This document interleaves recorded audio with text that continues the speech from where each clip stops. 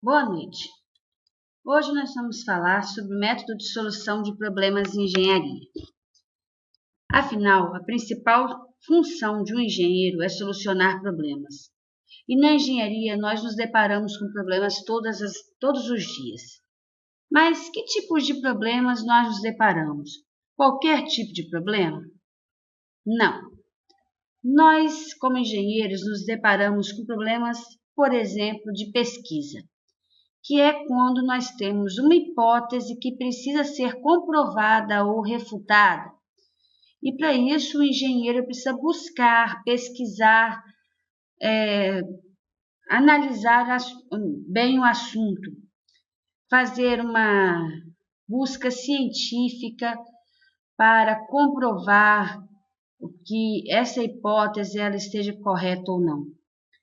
Essa hipótese que deve ter já algum certo conhecimento, o engenheiro ele precisa conhecer o assunto, ter pelo menos uma ideia do assunto, para que ele possa levantar essa hipótese. E daí, então, fazer uma pesquisa para que ele comprove ou refute essa ideia. Prestem bem atenção, refutar não quer dizer que ele vai negar. Refutar é que ele ainda não tem subsídio para comprovar. Existem ainda também os problemas de conhecimento. Os problemas de conhecimento ocorrem quando o engenheiro se depara com uma situação que ele não entende, e aí ele precisa buscar referências sobre o assunto. Os engenheiros, eles não trabalham sozinhos, eles sempre trabalham em equipe. E por isso é normal que existam problemas de conhecimento. Esses problemas de conhecimento, por exemplo, ocorrem quando você, como engenheiro civil, você precisa resolver um problema elétrico. Daí, então, você tem um problema de conhecimento. Existem os problemas de defeito. Os problemas de defeito ocorrem quando o equipamento não se comporta da maneira que a gente espera que ele se comporte, ou seja, que ele não funcione. Então, nós temos um problema de defeito. Existem os problemas matemáticos, que ocorrem na modelagem do sistema físico. A gente já estudou modelo na aula passada e a gente sabe que o modelo ele serve para identificar, para especificar o sistema físico real. Então, normalmente, os modelos matemáticos ocorrem na fase de planejamento. Os problemas de recursos, todos nós conhecemos, estão presentes no dia a dia de todos nós, engenheiros e não engenheiros. Ocorrem quando não há tempo, não tem dinheiro, não tem equipamento, não tem mão de obra necessários para executar uma determinada tarefa.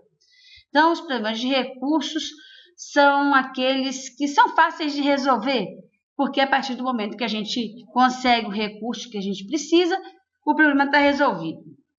Os problemas sociais, quando há escassez de mão de obra e educação, por exemplo, quando eu preciso de um determinado conhecimento, de um técnico, de um especialista, e eu não encontro na região onde eu estou.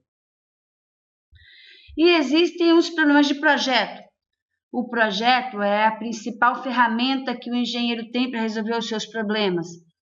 E se ele projeta mal, a responsabilidade pelo erro é muito maior, porque afeta geralmente milhares de pessoas. Então, quando ocorre uma falha na elaboração do projeto, no planejamento, o erro de projeto é realmente fatal. Por isso, existe um método para a solução de problemas de engenharia. E, normalmente, todos os métodos que existem para solucionar problemas de engenharia, porque existem vários, eles têm como etapas básicas a identificação, que consiste em conhecer a situação que precisa de uma solução, ou seja, a gente precisa identificar qual é o problema, porque se a gente não sabe qual é o problema, a gente não pode resolver. A fase da síntese, que é a parte do processo criativo, porque todo engenheiro deve ser criativo, e esse processo criativo onde todas as partes do conhecimento são integradas para moldar uma possível solução.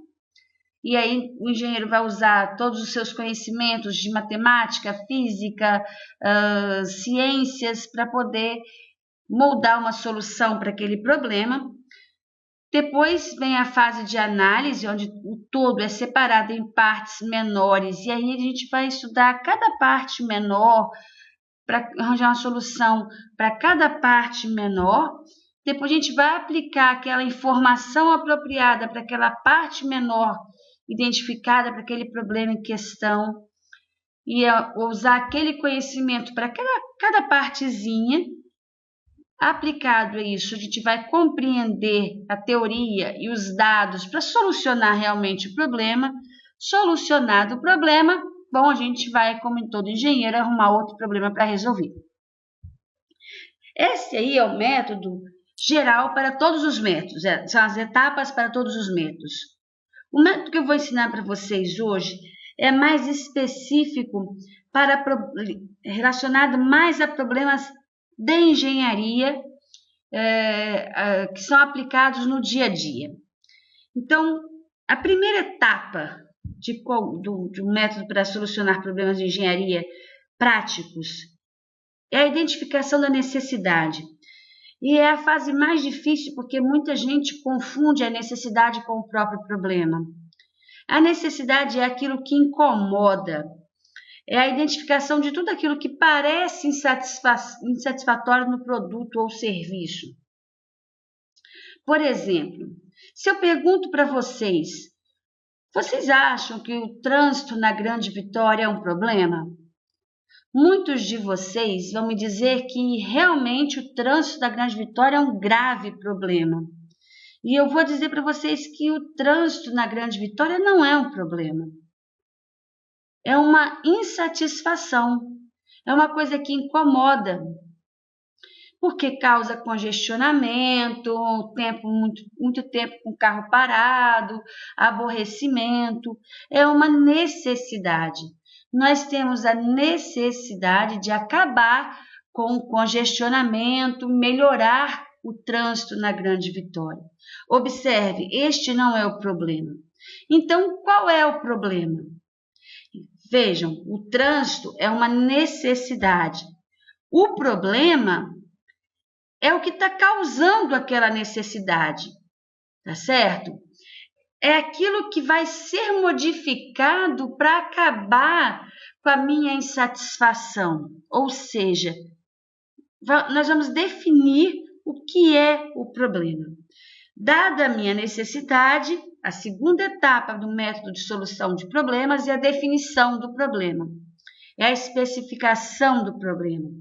Eu posso dizer, por exemplo, que o problema do trânsito na Grande Vitória é que as ruas são estreitas, ou nós temos uma grande quantidade de carros nas ruas, ou que o problema é a grande quantidade de sinais que estão em desarmonia.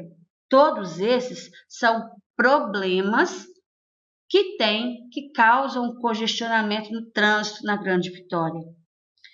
Se eu pego um destes problemas e resolvo, daí então eu vou melhorar a minha insatisfação, a minha necessidade, que é melhorar o trânsito na Grande Vitória. Agora, se eu disser que o meu problema é o trânsito, e eu então simplesmente falar assim, eu vou fazer um rodízio de placas, e eu deixar as minhas ruas continuando estreitas, e o problema for ruas estreitas, eu não vou solucionar o problema.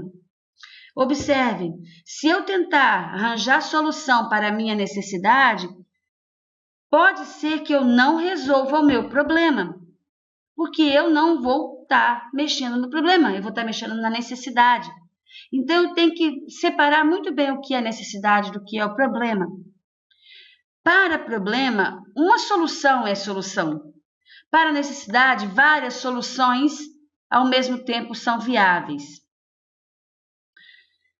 Bom, agora que eu já sei o que é necessidade e o que é o problema, eu posso trabalhar nas minhas soluções, que é a terceira fase do meu método para solucionar problemas. Quais as soluções? A busca de soluções eles exigem exige que o engenheiro gere ideias que solucionem projetos. E quanto mais ideias, quanto mais soluções, melhor para o engenheiro. Quando o engenheiro tem só uma ideia para solucionar um problema, além de ser muito pobre, ele corre o risco de estar solucionando da pior forma possível, da mais cara, da mais demorada, da mais inviável, daquela que vai durar menos tempo, tá certo? Então é preciso que o engenheiro trabalhe com o maior número de alternativas possíveis de solução, para que ele possa chegar à melhor solução. E para isso, existem vários métodos de criatividade para a gente chegar e usar para chegar a várias soluções. Leia um livro da nossa referência bibliográfica, do livro do Basso, Introdução à Engenharia, do Walter Antônio Basso, no capítulo sobre criatividade. Lá vocês vão perceber que existem vários métodos de criatividade para que vocês possam gerar várias soluções. E nunca, como engenheiro, trabalhe com uma ou duas soluções somente. Isso é um suicídio trabalhar com um problema. Mesmo problemas matemáticos sempre tem mais de uma solução. Depois que eu tiver várias soluções, eu tenho que definir como eu vou escolher qual é a melhor solução.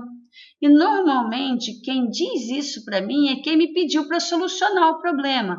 O meu chefe, o meu cliente, a pessoa que me pediu para solucionar aquele problema, ele vai dizer, olha, eu preciso que você solucione este problema, só que eu não tenho dinheiro, ou eu tenho pressa, ou eu preciso de algo que seja bonito. Estes são os meus critérios para o confronto das alternativas, ou critérios de seleção. Então, eu preciso, depois que eu tenho todas as minhas soluções, minhas alternativas de solução, escolher quais os critérios que eu vou utilizar para escolher qual é a minha solução, porque todas elas são viáveis. Então, quando eu digo assim, eu vou escolher aquela que for mais barata, então, de todas as alternativas que eu tenho, quais são as mais baratas? Ou eu quero aquela que dure mais, então, de todas as alternativas que eu tenho, qual é que dure mais? Então, depois que a gente tem determinada qual é o critério de solução, eu posso escolher qual é a melhor solução. Dada a minha solução, eu preciso então passar essa ideia da minha solução para a pessoa que me pediu para solucionar aquele problema. Tá certo? Então, eu preciso especificar essa solução, detalhar essa solução. E para isso eu vou usar esboço, desenho, texto, diagrama, fluxograma, modelo, qualquer coisa que a pessoa entenda a minha ideia, do jeito mais detalhado possível para que a pessoa entenda o que tem na minha cabeça, para poder ela entender direitinho o que eu estou pensando que vai ser a minha solução. Feito isso, eu preciso passar para o papel, né? E eu preciso passar oralmente para ela. E eu faço isso, eu comunico a minha solução através de relatórios e memoriais. Os relatórios escritos, relatórios orais e os memoriais descritivo, memorial, manual de uso, manual de aplicação e etc. Problema solucionado, eu vou construir, operar, manter e vou procurar novos problemas para melhoria contínua, porque esta é a função do engenheiro. Eu trouxe para vocês um exemplo de um trabalho que foi apresentado pelos meus alunos de Introdução à Engenharia do semestre passado, 2014-2. Observem como eles trabalharam o método de solução de problemas de engenharia. Eles trouxeram como necessidade uma parede da sala com reboco esfarelando devido à umidade, certo? Essa era a necessidade, a sala estava com reboco esfarelando. Eles precisavam acabar com isso daí. Mas qual era o problema? O problema era a parede da sala com reboco esfarelando? Não. O problema era uma infiltração por ação da chuva. O desenho estava feito, a chuva estava batendo, respingando, e por conta disso o reboco da parede da sala estava esfarelando. Então eles precisavam acabar com este problema da chuva batendo nessa parede ali. Quais foram as soluções que eles encontraram? Construir um telhado para proteger a parede, ou impermeabilizar a parede externa e interna, ou fazer um revestimento na parede externa com cerâmica e refazer a pintura interna, ou remover parte da parede e colocar vidros, ou instalar papel de parede. Veja, eu falei ou. Por quê? Para eu solucionar um problema, eu vou usar uma solução. Se eu estivesse trabalhando a nível necessidade, todas essas soluções seriam viáveis ao mesmo tempo. Bom, qual foi a solução que eles encontraram? Eles usaram como critério de escolha a parte estética, o custo-benefício e a durabilidade. Então, eles escolheram fazer o revestimento da parede externa com cerâmica e refazer a pintura interna. Feito isso, eles especificaram a solução: fazer a raspagem e a remoção do reboco comprometido da parede externa e interna, refazer o reboco e aguardar a secagem, colocar o revestimento na parede externa com a cerâmica e parede interna, passar a massa acrílica e refazer a pintura. Todo mundo consegue entender como será feita a solução do problema. Ok? Espero que vocês tenham entendido, porque este é um assunto muito importante para um engenheiro solucionador de problemas. Obrigada e até a próxima.